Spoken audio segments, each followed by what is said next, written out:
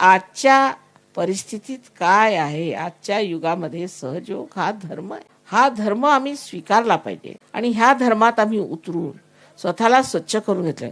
सर्व धर्मांचा जो काही अर्क आहे तो सहयोग आहे. आम्ही सर्व धर्मांना मानतो, एका धर्माला मानत नाही.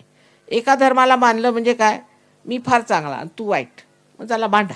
पण सर्व धर्मामधला जो काही चांगुलपणा आहे तो जर तुम्ही पाहायला शिकले तर भांडणच करणार नाही. परत आपल्या महाराष्ट्रात म्हणतात की भाऊबंदकी पाचवीला पूजली आपली. त्याला कारण काय? त्याला कारण हेच आहे भाऊबंदकीला, की आपण नसतं आठवत बसतो, जे नको ते आठवत. आणि जर कुणी म्हटलं की बाबा सोडा ते, अहो काय सांगता तुम्ही, सोडा कसं, हे आमचं इतकं जुनं चाललेलं आहे, सोडायचं कसं.